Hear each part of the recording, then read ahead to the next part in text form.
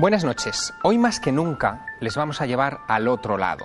Les queremos enseñar el otro lado de la vida y contestar a la que es probablemente la pregunta más difícil, más trascendente y más importante que nos podemos realizar.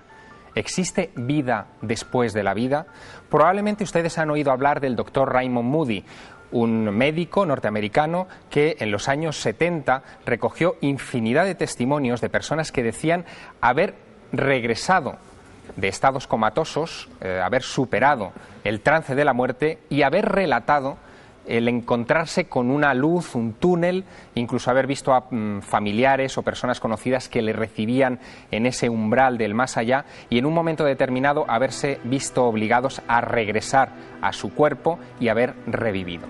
Esa es una historia que podía sonar a ciencia ficción en los años 70, pero que hoy sigue produciéndose y sigue siendo recogida por expertos y por profesionales de la medicina. Por ejemplo, uno de los invitados que tenemos esta noche en la mesa. Él es el doctor José Miguel Gaona. Buenas noches. Hola, buenas noches. Psiquiatra, experto en adicciones, ha trabajado mucho en el campo de la toxicología y justo con este tipo de pacientes has tenido la ocasión de recoger varios testimonios de personas que han tenido este trance de la muerte, ¿no? Así es, además testimonios en primera persona, ya que aquellos que en un momento dado pudieran tener problemas con drogas, especialmente de sobredosis, y que entraban ya en parada cardíaca, referían en multitud de ocasiones el fenómeno del túnel y de todo esto que vamos a tratar en el programa de hoy. Y una persona como tú, un médico psiquiatra, un científico en definitiva, ¿cómo se enfrenta a este tipo de relatos? Pues la verdad que en principio con la objetividad propia, que como es lógico, ¿no?, del relato. Sin embargo, una vez más coinciden, la mayor parte de los mismos, en una serie de ejes, como son ejes además comunes entre todos, unos denominadores. El túnel, la visión, la sensación de placidez en un momento dado y finalmente, como es lógico, dado que habían sido entrevistados, el retorno de ese lugar, del supuesto más allá, a la vida real. Me gustaría que escucharas las declaraciones de una escritora, se llama Mercedes Salisach, fue Premio Planeta en 1975. En estos días le acaban de conceder el Premio de Literatura Fernando Lara, pero entre su extensa bibliografía se encuentra un libro que se titula Desde la dimensión intermedia, dedicado expresamente a este tipo de experiencias cercanas a la muerte. Un libro cuyas primeras líneas están dedicadas precisamente al doctor Raymond Moody. Nos explica o quiénes son las personas que viven esta clase de experiencias. Está dedicado al doctor Moody, que escribió Vida después de la vida, y eso me impactó muchísimo, porque no era solamente gente católica a la que les pasaba eso, les pasaba a todo el mundo, gente de todas clases y todos los estratos sociales y de todas las religiones. Siempre les pasaba lo mismo. Y siempre decían que después de esa especie de túnel, que no era túnel, pero que no tenían otras palabras para expresar lo que era, había una especie de felicidad inmensa que tampoco podían explicar, con una luz que no dañaba, pero que superaba todas las luces del mundo. En la Feria del Libro de Madrid, Mercedes Salisach también nos explicaba desde cuándo en la historia se recogen este tipo de relatos. Esta idea, más o menos transformada, ha existido desde que existe el hombre. O sea que yo creo que algo tiene que haber. Lo que pasa es que estoy convencida, porque he conocido casos en que les ha ocurrido eso y más. Han sentido locuciones y se han salvado. Les han salvado, digamos, de la enfermedad que tenían, pero les dan a elegir en muchas ocasiones. Algunos quieren volver porque tienen hijos, pero no quisieran porque son tan felices. Yo conozco un caso de un chico que le pasó eso y me dijo, mira, si el cielo es lo que yo he vivido, quiero morirme. ¿Existe alguna explicación médica, doctor Gaona, a este tipo de sucesos? ¿La ciencia puede explicarlo? Pues en principio sí, porque la verdad que la mayor parte de las sensaciones son reproducibles bajo circunstancias particulares. Por ejemplo, no hace mucho, el año 2002, en un hospital de Ginebra, el doctor Olof Blank, mientras ponía electrodos en una paciente, la propia paciente comenzó a relatar, caray, me estoy viendo desde fuera. Es decir, hubo cierta proyección extracorpórea provocada, por ejemplo, por una estimulación en un momento dado de una zona en particular del cerebro, en particular, de hecho, una circunvolución angular.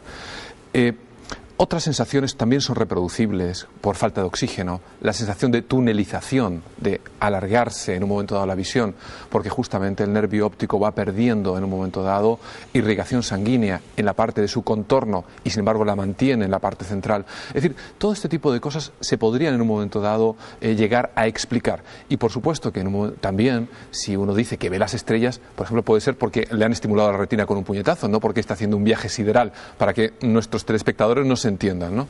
Es curioso porque el doctor Gaona nos mencionaba este asunto de verse desde fuera, esta especie de proyección astral, que es como se la conoce en el argot de los interesados en este tipo de cuestiones.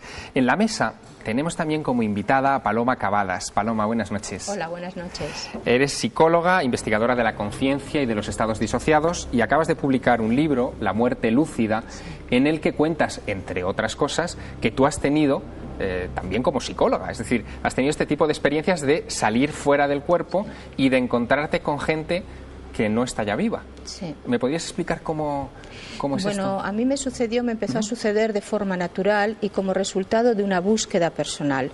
Yo desde muy joven desde niña descubrí que no le tenía miedo a la muerte y eso me dejó muy libre como para poder pensar y enfocar cómo sería la vida después de la muerte. En realidad yo he venido pensando en esto toda mi vida, que yo consciente, que recuerde, solamente que en los últimos 12, 14 años lo vengo haciendo de una manera pues mucho más rigurosa, ¿no? Y como resultado de eso pues está ahí el libro. Entonces, a partir de un momento dado yo empiezo ya a tener necesidad de saber. No me bastaba solamente con indagar desde lo reflexivo o con entender o resonar con los fenómenos, ¿no? Sino yo quería y necesitaba saber. Y bueno, y ocurrió. Empezó a ocurrir de una forma natural. Tengo que decir que siempre he vivido estos fenómenos con mucha tranquilidad, con mucha alegría, a pesar de que he tenido experiencias de todo tipo, pero siempre lo he contemplado desde un aspecto, yo diría que natural. Y de hecho lo que quiero transmitir en mi trabajo es que efectivamente es un fenómeno natural, humano, que nos sucede a todo el mundo y que efectivamente podemos comprenderlo mejor, lo podemos entender, lo podemos desarrollar y lo podemos incluir en nuestra vida. ¿Pero todo el mundo crees que sale fuera del cuerpo, como es tu caso? Es decir, una cosa es que luego lo recuerdes, ajá, otra cosa es que tengas una plena lucidez de la experiencia, pero todos salimos, o sea, esto es un fenómeno, desde mi punto de vista, totalmente natural, es como el hecho de respirar, como el hecho de vivir. Es decir, que sales de tu dimensión física y pasas a esa especie de dimensión intermedia de la que habla Mercedes Alisa. A ese nivel de Ajá. realidad, es que el individuo sigue existiendo aún después de la muerte. Nosotros seguimos conservando todo lo que nos identifica, todo lo que nos diseña, o sea, todo lo que nosotros somos, con nuestras memorias, con nuestros recuerdos, con nuestras experiencias. Entonces, cuando tú estás teniendo una vivencia de este tipo, lo que te das cuenta es que efectivamente eso es un hecho. Tú estás ahí y tú sigues siendo tú, no eres ni un espectro, ni un espíritu, ni una cosa extraña, sino que efectivamente te reconoces a ti mismo con la misma naturalidad que te reconoces en el cuerpo humano, solamente que utilizando un soporte que es energético, que es parecido al cuerpo humano, porque de hecho cuando tú te encuentras con otras personas, pues esos otros individuos están ahí, están vestidos, con sus gafas y, en fin, ofrecen un aspecto natural y normal. A ver, Paloma, ¿quieres decir que cuando ves a personas, vamos a llamar desencarnadas o muertas en esa dimensión a la que tú vas, muertos, también los ves con gafas, con peinados como los nuestros, con ropa como las nuestras? La persona conserva la idea que tiene de sí mismo. Y al conservar la idea que tiene de sí mismo se muestra con ese aspecto. Hablaremos después de cómo es ese más allá, Vale. porque hasta ahora lo que hemos expuesto sobre la mesa no dejan de ser sensaciones subjetivas, opiniones. No hay algo que para nosotros, personas del siglo XXI, es imprescindible, que son las imágenes, algo tangible, algo material. Bueno, resulta que sí que hay personas que desde hace muchos años se han dedicado a tratar de recoger esas imágenes supuestamente del más allá. Una de esas personas, que lleva 20 años nada menos trabajando en este campo, que recibe el nombre técnico de transcomunicación instrumental, es Alfonso Galeano. Buenas noches, Alfonso. Buenas noches. Investigador en este tipo de materias, llevas, como decía, 20 años trabajando en esto. ¿Se pueden recoger imágenes del más allá? Se recogen imágenes. y se recogen imágenes de una forma total y absolutamente irregular. Irregular en el sentido en que comprobamos que no tienen una procedencia que podamos calificar de normal, de convencional. ¿De dónde vienen exactamente estas imágenes que son reconocibles, que son interpretables, que son comparables con rostros humanos y en muchas ocasiones rostros de personas conocidas que ya fallecieron? Esa es la gran pregunta. Esas imágenes aparecen en televisiones como las que ustedes están utilizando ahora mismo para vernos. Televisiones desconectadas de la antena, puestas delante de una cámara de televisión o de vídeo que graba la nieve, en muchos casos, que se produce en la pantalla del televisor y que genera secuencias gráficas inteligentes o aparentemente comprensibles, como estas que vamos a ver. Fueron obtenidas en Centro Europa en los años 90. Allí hubo varios grupos de expertos en transcomunicación instrumental que filmaban esa nieve sobre los televisores, y la nieve parecía agruparse formando este tipo de rostros. Realmente, Alfonso Galeano, esto es sobrecogedor. Efectivamente, y no cabe la menor duda de que son auténticos rostros, en este caso humanos, aunque en ocasiones no solamente tienen esa fisonomía de humanos, sino que responden a otro tipo de morfología, como pueden ser los llamados denominados extraterrestres e incluso entidades que responden más bien a la mitología cultural.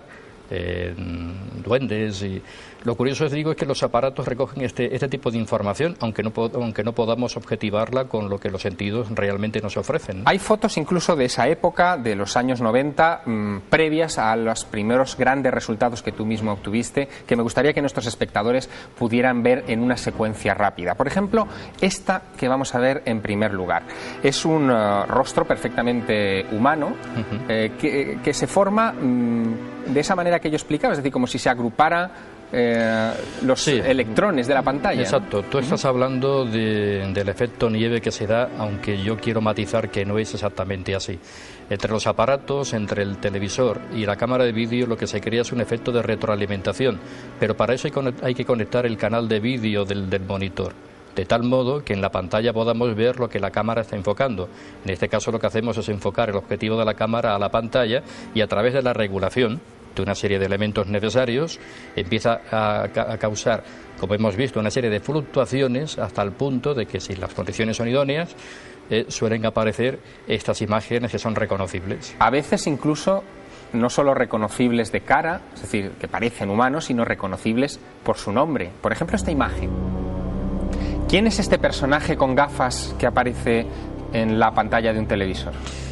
Es Hans Miller, es un técnico de la NASA, ya fallecido, que supuestamente se ponía en contacto con O'Neill, un experimentador estadounidense, que inventó un sistema llamado Spiricon, que consistía pues en la utilización de una sola frecuencia que era modulada por esta entidad. Es decir, como si hubiera conseguido un canal de comunicación directo con el más allá. Efectivamente. Un canal de radio. Exacto, y exclusivamente para esta entidad. Y recibía mensajes. Exacto, porque esa entidad misma le decía de qué manera tenía que manipular los aparatos para conseguir una mejor resolución.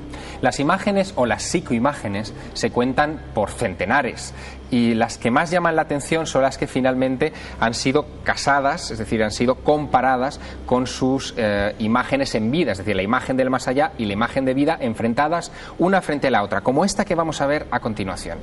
¿A quién corresponde esta imagen? Esta imagen es de un sacerdote, de un abad austriaco llamado Alois, que falleció durante el transcurso de la Segunda Guerra Mundial. Podemos ver que la referencia es perfecta, el rostro, a pesar de la difuminación que tiene, la transimagen, la psicoimagen, es perfectamente reconocible y comparable con la que tenía en vida. Algo que además ellos manifiestan, que tratan de adoptar esa postura o esa fisonomía con que es reconocido en fotografías que se hicieron cuando estaban en vida. Las imágenes obtenidas por Alfonso Galeano son también decenas, muy interesantes todas ellas. Las veremos en unos minutos, después de la publicidad. No pierdan esta sintonía.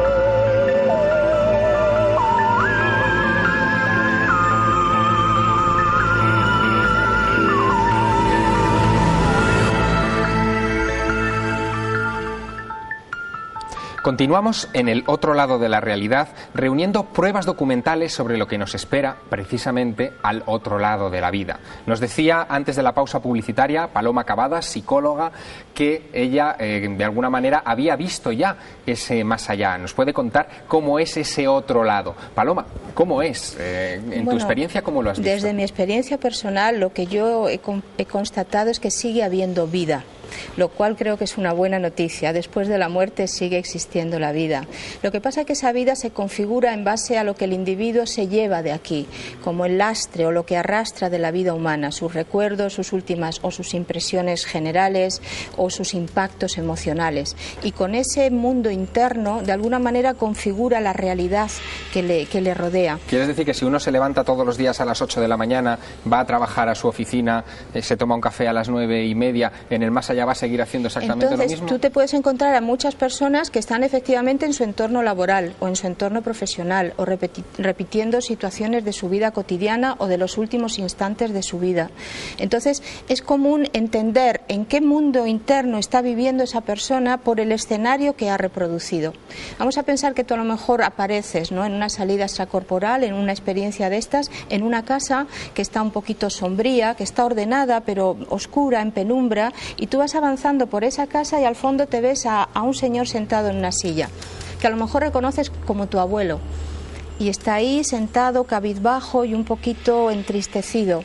Entonces ya ese escenario de esa casa sombría, ordenada, pero oscura, ya te va dando la pauta de lo que conserva esta persona en su periodo post-mortem, que conserva de su mundo íntimo. Podemos decir que es alguien que no ha despertado, que no se da cuenta que está todavía en esa realidad y que por lo tanto se está privando a sí mismo de optar, de actuar, de vivir, de aprovechar ese periodo post-mortem con todas las posibilidades que esa realidad te ofrece. Hollywood ha imaginado también cómo sería ese otro lado. Hay una película de Robin Williams que seguramente muchos de ustedes conocerán, que es Más allá de los sueños.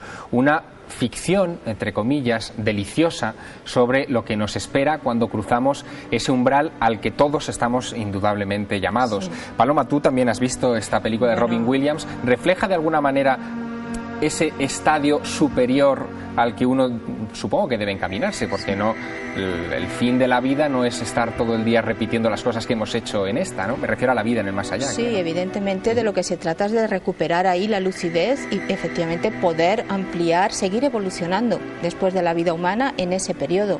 Esta película refleja muy bien determinados aspectos de esa realidad, como por ejemplo la persona que se suicida queda en ese mundo entristecido y empobrecido que va representado como esa especie de cueva al final de la película, y cómo ellos, cada uno de las personas que van falleciendo, van recreando la realidad que les gustaba en su vida humana, ¿no? Sin embargo, la realidad que aparece en las psicoimágenes es distinta. Alfonso Galeano ha recogido algunas de estas imágenes que les vamos a mostrar en movimiento y que muestran un mundo un poco más oscuro, Alfonso, o por lo menos el entorno es como más siniestro, no es esa gama de colores que vemos en Más allá de los sueños. Sí, así es. Hay algunos autores, a la hora de comentar estos resultados concretos, que han llegado a opinar que esas imágenes que se recogen es lo inmediatamente cercano. Es, digamos... Nada más cruzar el umbral. Sí, sí, exacto. E incluso se ha llegado a decir compuesto, aparte de personas, por seres elementales, que recogen las tradiciones esotéricas. De hecho, hay quien no duda en comparar ciertos rostros, ciertas fisonomías, ciertos aspectos con esas supuestas entidades llamadas elementales que están en esa zona intermedia entre nuestro mundo y un mundo más avanzado. Si te parece, vamos a ver la primera de esas secuencias animadas, de esas psicoimágenes que tú has captado. Correcto. Vamos a verlas en pantalla. Esta en concreto dices que aparece un ojo humano y el perfil de una cara. Exacto. No sé si podemos volver a ver otra vez la secuencia en movimiento, perfil del ojo y perfil del rostro. ¿Cuándo tomaste esta imagen? Pues hará aproximadamente un par de años. Un par de años. E incluso si nos dedicáramos a contemplar algunos otros aspectos, no solamente tenemos esa visión global de lo que puede parecer un rostro, sino que hay otras imágenes también reconocibles que se mezclan, que se intermezclan. Es decir, que no es solamente una imagen, sino varias caras o rostros. Efectivamente, aunque he de reconocer que no es una de las más resolutivas, pero bueno, es una muestra. Hay otra imagen en la que también aparece los rastros, digamos, de un rostro, ¿no? Pero no en este caso. ¿En qué punto debemos mirar exactamente, Alfonso? Si podemos congelar la imagen en un momento determinado, porque quieto ahí. Fíjate que esta es una de aquellas que responden a las llamadas entidades macrocéfalas extraterrestres. Acércate, por favor, vamos a mostrarlo, porque me gustaría que lo viéramos en animación, que viéramos esos dos cuencas que tú observas en la imagen. Sí. Y se ha elaborado a través de una dinámica fractal, pero bueno. ¿Dónde vemos las imágenes? Desde aquí. Esa sería una cuenca ocular, la otra cuenca ocular, lo que podría ser nariz y boca. Y, o sea, es una supuesta entidad macrocéfala. Muy bien, yo no sé, vamos a sentarnos, si nuestro psiquiatra en la mesa, José Miguel Gaona, ha podido ver estos rostros y qué opinión le merece esto desde el punto de vista de la ciencia, ¿no? A mí, desde luego, me encantaría creer en ello. De hecho, justamente estábamos comentando durante la publicidad que dicha nieve es el producto de una radiación de fondo, del origen del universo realmente, son microondas en particular, y bueno, sin embargo, nuestro compañero de mesa especificaba que más que las microondas, más que esa nieve, era quizá la estimulación, ¿no?, del fósforo sobre la propia pantalla por estos entes. Hombre, ahí yo creo que son muy discutibles. Si queremos creer en ello, vamos a ver muchas cosas. Desde luego, alguna de las imágenes no hay duda que son espectaculares. Otra, quizá en un momento dado, es lo que en psicología podemos llamar una proyección de lo que nosotros creemos sobre una imagen determinada. Al igual que cuando se ven nubes en un momento dado y dice, mira cómo se parece esa silueta a tal o cual cosa. Es un terreno, la verdad, ya un tanto movedizo. Vamos a ver las siguientes imágenes captadas por Alfonso Galeano, porque aquí digamos que ya hay cada vez unas formas más concretas. Es una imagen fija en este caso. ¿Qué es lo que podemos ver aquí? Sí, vemos un rostro grande y otro más pequeño situado a su derecha, que es precisamente un rostro que está a una escala inferior. Y si nos fijamos un poquito más abajo, veríamos otro más pequeño. Pero bueno, quizás el que mejor se vea por su dimensión sea este que está situado más abajo en el centro de la pantalla un poco. En la siguiente imagen todavía lo vamos a ver más claro, porque los rostros parece que se vuelven cada vez más claros. Sí, ahí creo que no hay ningún género de dudas, por lo menos en cuanto a la composición. Y es un rostro que se forma. Esta quizás sea la mayor resolución que se consigue y después se va degradando poco a poco. Alfonso, esto a mí me recuerda, esta imagen, indefectiblemente quizá a las Madonas del Renacimiento, esa cabeza inclinada, ese gesto de sumisión. ¿No podría tratarse, pregunto, de una interferencia de la televisión, por ejemplo? Es decir, que se colara alguna imagen a ese circuito cerrado que tú has creado. Todo es posible, porque desde luego no podemos trabajar con una metodología que nos garantice al 100% de que lo que se recoge es total y absolutamente no convencional, pero bueno, si viéramos la secuencia concreta y completa y el modo en que se experimenta, nos daríamos cuenta de que el resultado, el comportamiento, no obedece ni mucho menos a esa captación. Los intentos por comunicarse por el más allá se han ido haciendo cada vez más tecnológicos a lo largo del siglo, lo que llevamos, del siglo XXI. Se empezó con las psicofonías, evidentemente, pasamos a las psicoimágenes, que es lo que ustedes están contemplando en sus monitores esta noche, y incluso hoy se habla ya de posible transcomunicación utilizando el ordenador.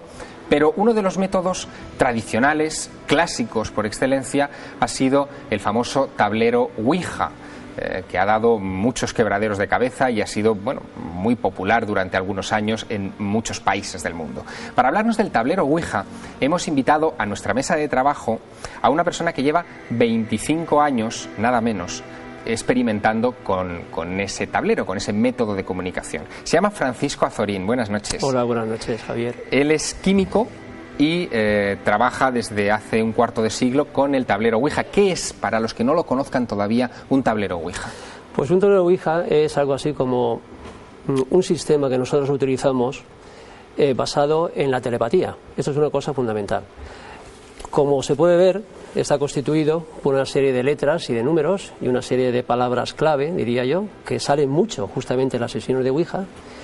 Y lo más importante de esta técnica telepática, como digo, es que gracias a ella pues podemos conectar con seres terrestres, y lo que es más importante de cara a ese otro lado que estamos investigando, a esa otra vida que se está hablando aquí esta noche, justamente es que nos permite conectar supuestamente, digo supuestamente porque esto oficialmente, claro, no se ha podido demostrar, pero supuestamente se puede conectar con seres intraterrestres, extraterrestres y, lo más interesante para nosotros, con entidades espirituales. Francisco, cuando empezaste con el asunto de la Ouija, tú eras escéptico, pero en cambio tuviste una experiencia que fue un poco la que te marcó, ¿no? Efectivamente, eso hace ya pues justamente 25 años. Elvira y yo éramos novios, y entonces ella me dijo que pertenecía a un grupo y que quería demostrarme justamente que en el tablero Ouija nadie empujaba el máster, o sea, el vasito. Yo le dije que no creía, que un objeto cualquiera, para que se pueda mover, alguien deliberadamente le tiene que empujar. Bien, y ella me demostró efectivamente que nadie le empuja a ese máster. Simplemente es un tipo de energía psíquica de naturaleza desconocida por nuestra ciencia. Los participantes ponen el dedito y ese vasito llega a un cierto momento que empieza a moverse. ¿Qué ocurrió esa noche? Pues que yo conecté justamente con dos, digamos, inteligencias, porque a mí me gusta llamarlas así, inteligencias. Una que me dijo algo así como que había sido un sargento que me había conocido a mí justamente cuando estuve haciendo mi servicio militar en Alcalá de Henares. Me dijo que me conocía simplemente de verme por allí. Y la comunicación más impactante para mí fue justamente cuando salió una inteligencia que dijo ser algo así como mi mujer en una anterior reencarnación. Me dio pelos y señales, incluso de los hijos que habíamos tenido. ¿Pero qué credibilidad se le puede dar a esa clase de comunicaciones? Bueno, credibilidad pues la que cada uno de nosotros queramos darle, porque lo que el tablero Ouija nos dice son cosas particulares, cosas que te llegan al alma, cosas que te sirven a ti. Ahora, a nivel oficial, nosotros no podemos proyectar esas cosas que nos dicen, no podemos proyectarla a la sociedad. O sea que si a mí me dicen una cosa, el vecino no tiene por qué creerla, son cosas muy particulares. Credibilidad, pues ya te digo, Javier, que cada uno le da la suya, y lo que sí que quiero dejar muy claro, que siempre tenemos que poner delante esa palabra de supuestos seres intraterrestres, supuestos seres extraterrestres y supuestas entidades espirituales. Doctor Gaona, la Ouija ha sido muy controvertida durante muchos años porque puede provocar desórdenes importantes mentales. Sin lugar a dudas, sobre todo en aquellas personas que quizá por una excesiva credulidad le dan pues una importancia en un momento dado desmedida a lo que pudiera en un momento dado comunicarles la Ouija. Lo que sí es cierto es que hay multitud de fenómenos que aparentemente son calificados como paranormales, que desde el punto de vista de la psicología humana pues tienen su explicación en la escritura automática, por ejemplo, la Ouija,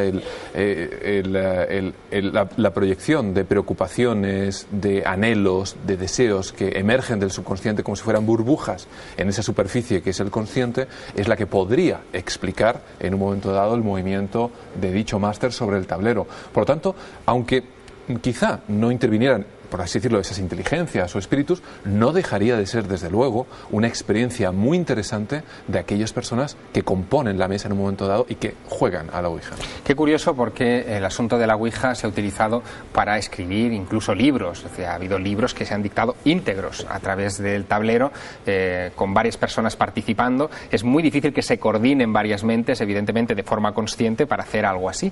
Pero también alrededor de ese tablero Ouija de Francisco Azorín se han producido fenómenos paranormales. De hecho, en no pocas ocasiones habéis grabado psicofonías, voces extrañas, mientras hacéis la Ouija. Efectivamente, nosotros hemos demostrado, cuando digo nosotros, digo el centro, del cual yo soy presidente.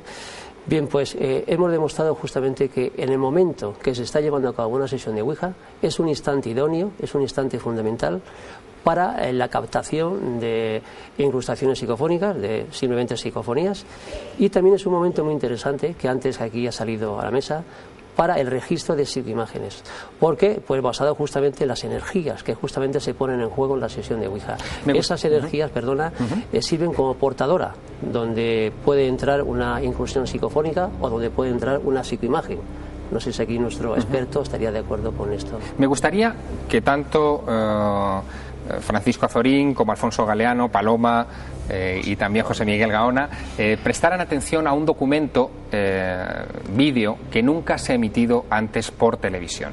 Fue obtenido el 4 de abril del año 2001 en Madrid por el grupo de investigación EPTA, el grupo que dirige el sacerdote jesuita José María Pilón. Hemos tenido a diversos de sus miembros en otras ediciones de este programa, y de sus archivos ellos nos han cedido un fragmento vídeo muy curioso.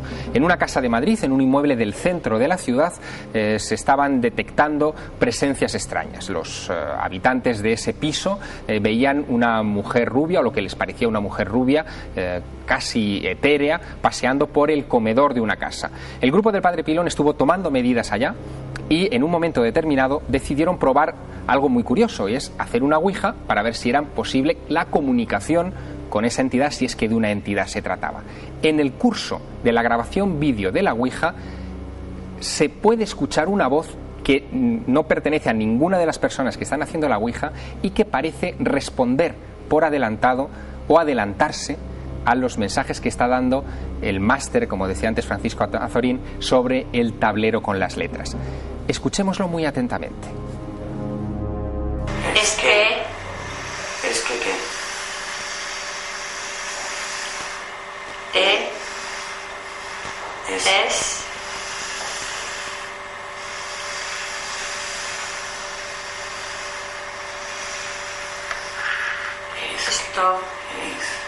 qué? Es que estoy.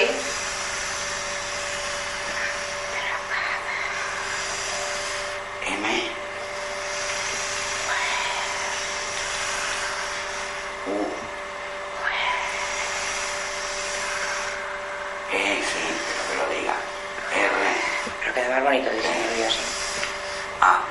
Es que estoy muerta. Lo que podría parecer una broma o se ha revelado como un documento bien interesante. ¿Esto es algo parecido, Francisco Azorín, a lo que os ocurre a vosotros con la ouija? Sí, por supuesto. Yo lo que tengo que decir sobre esto, que es un caso bastante frecuente, no es nada extraño, es que el fenómeno ouija es un fenómeno telepático, de mente a mente. Entonces no hay ni siquiera por qué decir la pregunta que se quiere a viva voz, simplemente pensarla. Hay muchas preguntas que son mentales. Entonces estas inteligencias pueden captar justamente la pregunta que nosotros queremos hacer y se pueden incluso adelantar a la contestación que luego recibimos en la sesión de ouija.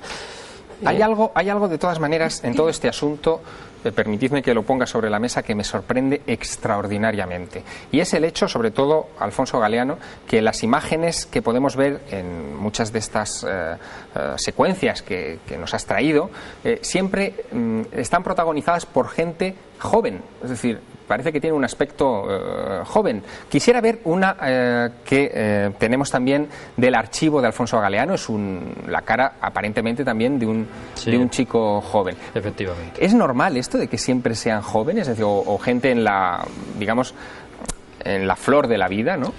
De hecho, no sé a qué puede obedecer, aunque es una constante y es una observación muy buena por tu parte, porque yo también, a lo largo de todos esos años de experimentación, lo he podido constatar. ¿Esto a qué puede obedecer? En caso de que estas imágenes, estos rostros que estamos contemplando, correspondan a personas que ya fallecieron y están en otro plano de existencia, por hacer una suposición. El hecho, como así se constata por algunas tradiciones esotéricas que estudian pues esas posibilidades de vida en el más allá, de personas que fallecieron con una edad muy avanzada, de alguna forma recuperen ese aspecto con el que mejor se encontraban cuando estaban en vida aquí entre nosotros. Puede ser, pero vamos, es una especulación. O sea, es, a fin de cuentas, no podemos hacer una afirmación. Quizás Sí, tú es que a podrías... este respecto, una de las cosas que yo he constatado es que precisamente los fallecidos, cuando recuperan esa lucidez post-mortem y empiezan ya a hacer uso de esas facultades y a organizar esa realidad, suelen recuperar un aspecto más rejuvenecido, más radiante, y te los sueles ver efectivamente con el aspecto que a lo mejor tenían a los 30 años y la persona falleció con 70, por ejemplo. ¿Tú te has ¿no? encontrado también con familiares tuyos fallecidos con los que has tenido algún tipo de conversación? Me he encontrado prácticamente con todos no, pero con muchos. Me gustaría que nos volvieras a explicar, porque probablemente haya espectadores que no lo hayan visto. ¿Cómo es ese proceso? Es decir, ¿cómo haces para entrar en el mundo de los muertos, por decirlo de alguna manera, y hablar con ellos? En mi caso se produce a través del sueño. Yo me acuesto y me duermo como todo el mundo, y a partir de un momento dado, digamos que despierto dentro del sueño. Y en el hecho de despertar supone que estoy con la claridad de disposición y mental como pueda estar ahora en este momento. Y normalmente lo que me sucede es que yo aparezco, ya estoy como en una realidad, en una escena, con alguien delante o teniendo que hacer alguna actividad ahí, atendiendo a alguien o prestando ayuda a alguien. Entonces, por ejemplo, pues yo me encontré con un familiar fallecido que estaba pues como en un lugar de acogida, como podría ser un sanatorio, un lugar de acogida. Estaba muy tranquilo, estaba muy sereno, es un hombre ya mayor que falleció, y en realidad lo único que él quería saber era cómo estaba su mujer. Era un tío mío como estaba mi tía, ¿no? Es decir, que los muertos se preocupan por los vivos. Sí, en este caso la verdad es que aprendes muchas cosas, porque te das cuenta de que él no estaba inquieto por su realidad, porque estaba ahí como entregado a, bueno, pues a esa recuperación. Aquí me están cuidando, era como lo que transmitía, ¿no? Pero él me preguntó, ¿y la tía cómo está? Y recuerdo que yo le di un gran abrazo y le dije, está todo bien, estate tranquilo y cuídate mucho, ¿no? A veces te los encuentras pues en un estado de abotargamiento, a veces te los encuentras. Tuve una persona también que falleció joven de un infarto y me lo encontré 10 años después de su muerte, y estaba en un estado completamente catatónico. O sea, no daba ninguna muestra de lucidez, ni de despertar, ni de saber efectivamente qué había pasado con él, y en tiempo humano habían transcurrido 10 años. ¿Y en alguna ocasión han podido dar alguna prueba? Es decir, ¿en alguna ocasión han ayudado a alguna de esas comunicaciones a resolver un problema de los vivos? Algo, no sé, un documento perdido, un dinero escondido en un cajón, algo. ¿Alguna vez han ayudado? Yo no tengo, por ejemplo, esa vivencia directa, pero te puedes imaginar, Javier, que a lo largo de todos estos años la cantidad de casos que yo he recopilado, que las personas me han contado y me han transmitido. Y tengo el caso precisamente de una amiga que es actriz, que en el transcurso de un rodaje o de un casting, pues tuvo pues una disociación súbita, contactó y le llegó la información de que le tenía que decir a alguien que estaba ahí en el casting también, alguien que ella no conocía, que por favor le dijera que los documentos que estaban buscando estaban en tal sitio. Entonces mi amiga en un principio, bueno, pues ¿cómo le voy a ir yo a decir ahora a esta persona de repente esto, ¿no? Pero bueno, se animó, lo hizo, y efectivamente tenía que ver con un tema de herencias, con unos documentos importantes que la familia necesitaba para poder aclarar o esclarecer una situación de legados, ¿no? Doctor Gaona, si alguien va a tu consulta y te cuenta una experiencia de este estilo, ¿cómo la interpretas? En primer lugar, debo decir que aunque anteriormente he dado explicaciones, digamos así, fisiológicas de todo este tipo de acontecimientos, podría también en otro momento pues tener una explicación más cercana a lo que bien dice Paloma. Por supuesto que siempre la escucho con suma atención. Recuerdo incluso a un paciente que de hecho vive en un sitio cercano a Madrid, que se llama David. Seguro que si nos está escuchando se sentirá identificado, porque es un paciente excepcional en el sentido que tuvo dos experiencias, no solamente una, sino una vez que había tenido la primera, poco tiempo después tuvo una segunda. Y lo que relataba, además le estuve escuchando con mucho placer durante yo creo que horas y horas y horas, era justamente la sensación de placidez, la sensación de perder ese temor a la muerte, pero que no es solamente el perder el temor a la muerte, sino en un momento todo lo que conlleva de la angustia vital que casi todos llevamos en un momento dado, y que además en definitiva no es otra cosa que una filosofía respecto a multitud de temas que no es tan solo la muerte.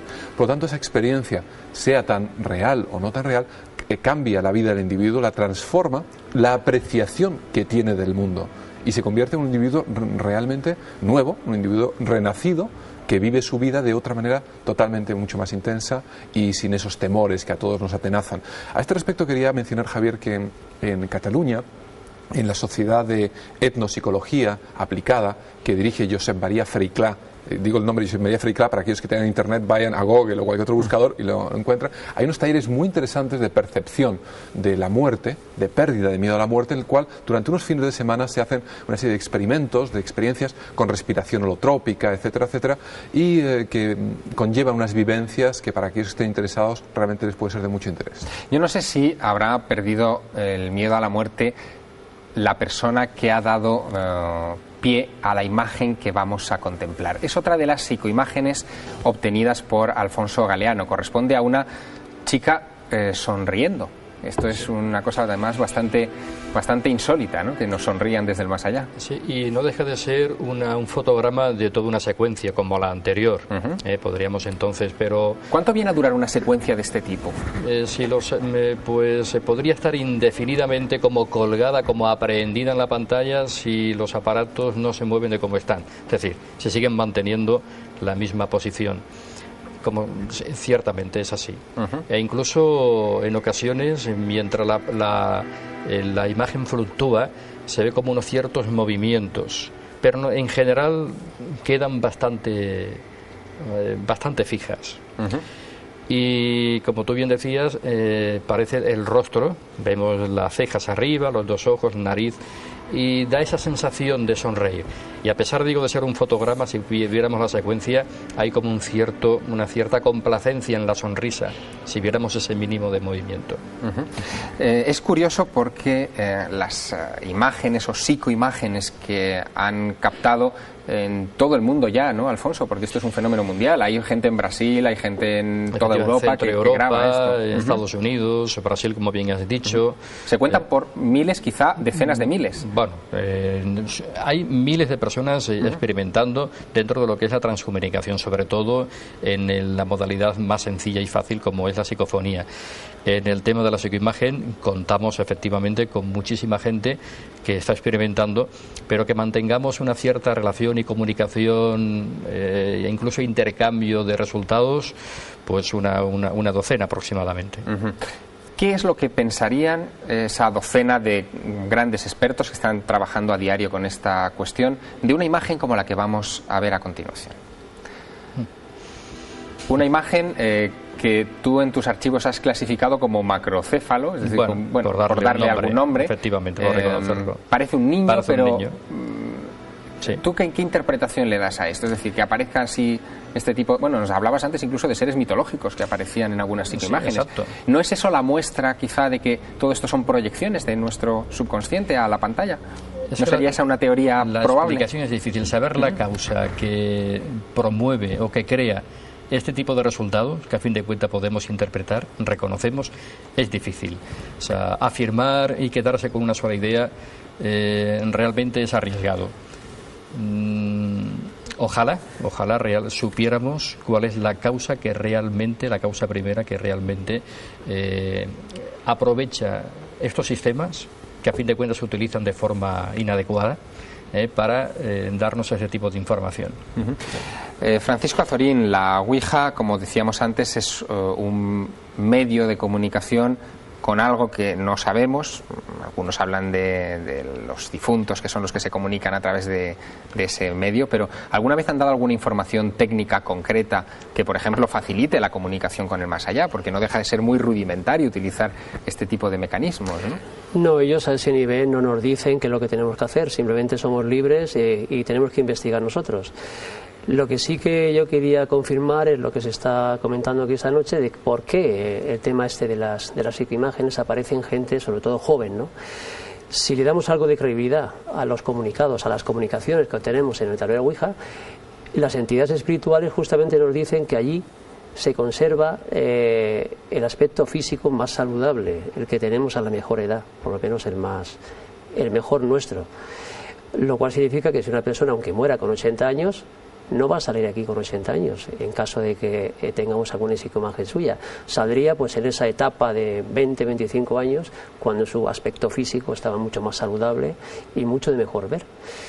También nos hablan de que cuando un ser fallece pasa a su plano dimensional. ¿A qué plano dimensional? Al plano dimensional que le corresponde. Y entonces allí, ¿qué es lo que hacen? Pues pasan por un periodo de descanso en un principio y luego ya pues organizan su vida a nivel de cuál va a ser su próxima reencarnación. Digo lo que dicen ellos, no lo que yo creo, lo que yo... Y es cierto que también en transcomunicación se recoge ese tipo de comunicación. Ese tipo, sí. Hay como un periodo de sueño, como de revitalización. Es decir, que la secuencia de adecuación. Es decir, que podríamos reconstruir un poco la secuencia de lo que vive una persona después de la muerte a partir de estos mecanismos. Datos que estamos recogiendo. Reconstruyámosla, aunque sea en plan retrato robot. Yo creo que esa es una parcela interesante. Alfonso, uno después de dar ese salto y cruzar el umbral, se encuentra con esa fase de medio sueño, ¿no? Es recibido, es atendido incluso por lo que se viene recogiendo en este tipo de comunicación a través de centros perfectamente acondicionados para ser sometidos en función del estado con que cada cual ha hecho el tránsito. Las personas que han fallecido después de una larga enfermedad, incluso ya bastante mayores y achacosos, necesitan un periodo mayor de recuperación. Eso le ha motivado una serie de secuelas de carácter psicológico por las que se tiene que recuperar. Efectivamente, la persona fallecida joven y sin un trauma de fallecimiento aparente se recupera mucho mejor y se integran, dice, a la vida. Incluso los niños fallecidos van con sus familiares ya fallecidos, con los que crecen hasta cierta edad en cuanto al aspecto, y de ahí se conservan, por esto que estamos comentando. Aunque no todos los casos son iguales, porque hay quien a la edad de 60 años se encontraba pues perfectamente bien dentro, digamos, de ese envoltorio físico y permanece, digamos, con ese aspecto. No puede cambiar absolutamente nada de su fisonomía, ¿no? Si era moreno no puede ser rubio, pero por lo menos esa apariencia de juventud es un denominador común. Doctor Gaona, esto es un bello sueño, es una manera de aplacar nuestro miedo visceral a la muerte, o le debemos conceder un cierto margen. Yo creo que se le puede conceder cierto margen. De hecho, es algo tan extendido en todas las culturas que realmente, por otro lado, en nuestra propia vida, tan corta vida, no tenemos la perspectiva como para poderlo analizar y sacar conclusiones en un momento dado adecuadas. En cualquier caso, aunque fuese una bella historia, no deja de ser una bella historia con un poder sobre la mente inmenso que nos facilita ese acercamiento hacia la propia muerte. Es decir, creo que tiene un aspecto terapéutico, todas las religiones lo tienen, y esto en definitiva no deja de ser una aproximación, otra rama de las religiones.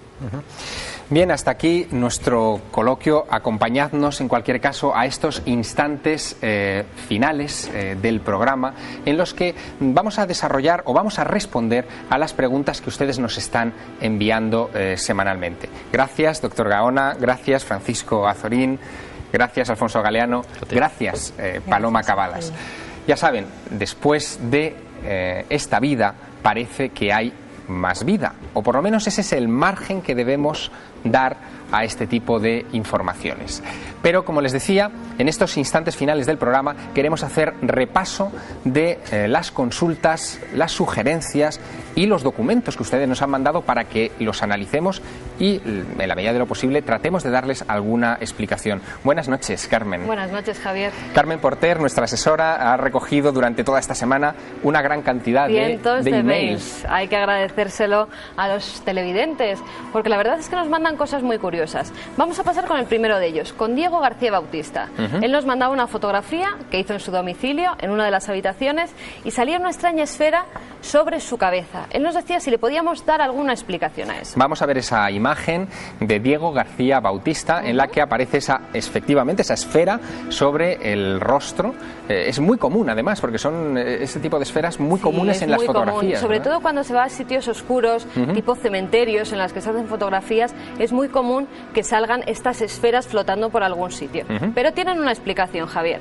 Se la hemos llevado a nuestros expertos, la han analizado, y te voy a decir literalmente lo que nos han dicho. Se trata del rebote de la luz que provoca el flash al chocar contra un cuerpo.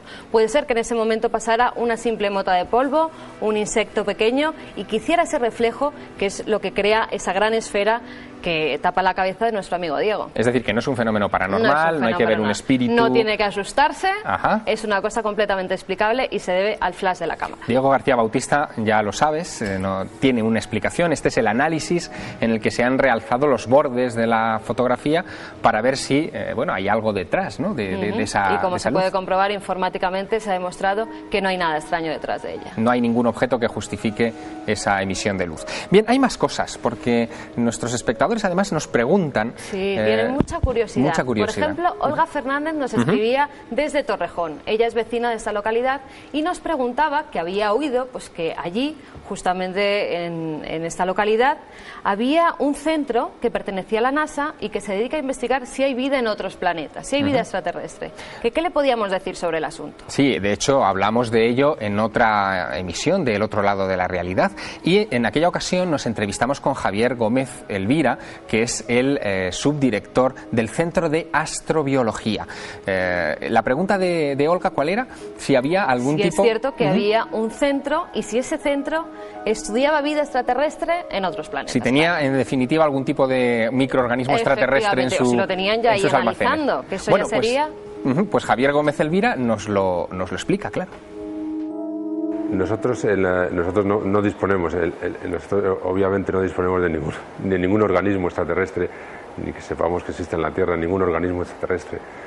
La única forma de que hubiesen venido además organismos extraterrestres habían sido en los meteoritos, y no es cierto, no se conoce ningún dato. Lo que sí han venido son los aminoácidos, son elementos que sirven para la construcción de microorganismos, y por otro lado, si hubiese venido algún microorganismo, por ejemplo, en el caso de las misiones de traída de muestras de Marte, se necesitaría tener un laboratorio de alta seguridad biológica. Estos en los que los científicos van metidos en escafandras, que no pueden tocar nada, para evitar un doble contaminación, que nosotros contaminemos la posible muestra y que la posible muestra contamine al resto de la Tierra si trae algún tipo de microorganismo desconocido actualmente.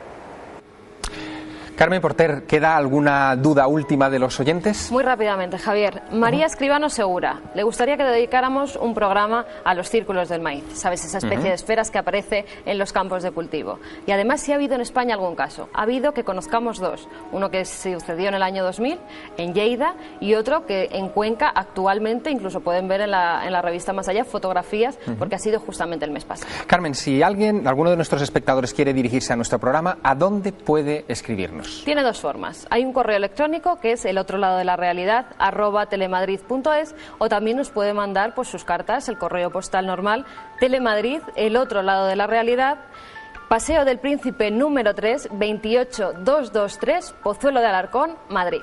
Pues ya lo saben ustedes, esperamos sus cartas, sus comunicaciones, sus comentarios, sus fotografías en este lado del televisor, en el otro lado de la realidad. Les esperamos, por supuesto, dentro de 7 días, a esta misma hora, aquí en Telemadrid.